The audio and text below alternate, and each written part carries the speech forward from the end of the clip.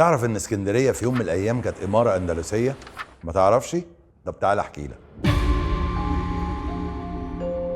اساتذه التاريخ بيقولوا ان اللهجه الاسكندراني وخاصة صيغة الجمع أكترها جه من هجرة أهل الأندلس في القرن ال16 لمدينة اسكندرية نتيجة سقوط الأندلس ومحاكم التفتيش. لكن الموضوع ممكن يكون أبعد من كده بكتير.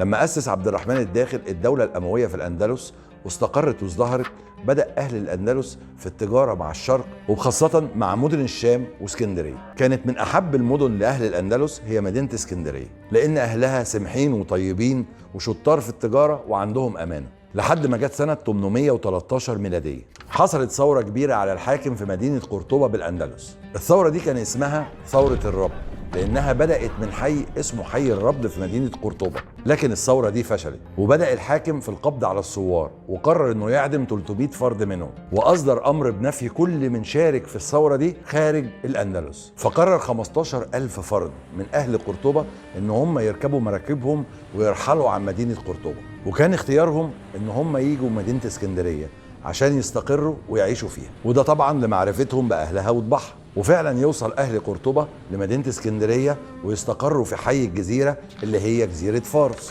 وفي نفس الوقت ده كان في خلاف كبير جدا حاصل في عاصمة الخلافة العباسية بين ولاد الخليفة هارون الرشيد الأمين والمأمون. كان الخلاف ده مين فيهم اللي هيحكم بعد وفاة هارون الرشيد، ونتيجة الخلاف ده حصل هرج ومرج في كل أنحاء الخلافة العباسية. وهنا قرر أهل قرطبة اللي أقاموا في اسكندرية في إقامة إمارة أندلسية بالإسكندرية استمرت 14 سنة، واختاروا كمان حاكم من أهل اسكندرية يكون على رأس هذه الإمارة. ولما استقرت الأوضاع في الخلافة العباسية وأصبح المأمون هو الخليفة، بدأ يشوف إيه اللي حصل أثناء خلافه مع أخوه في كل البلاد التابعة للخلافة العباسية. لا اسكندرية استقلت وبقت إمارة مع نفسها. راح المأمون باعت جيش على اسكندرية سنة 827 ميلادية.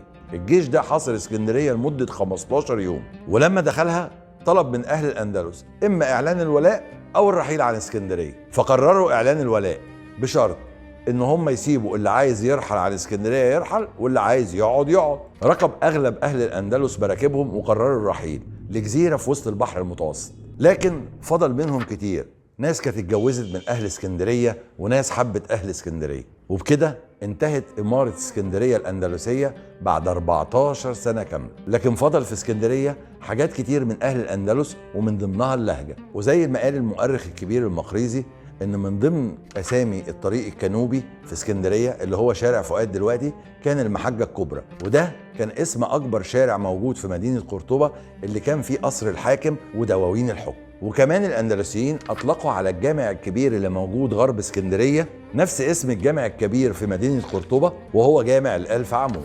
وهي دي كانت حكايتنا النهارده، ولو تحبوا تعرفوا حاجات تانية عن مدينه اسكندريه يا ريت تبعتوا لنا في الكومنتات.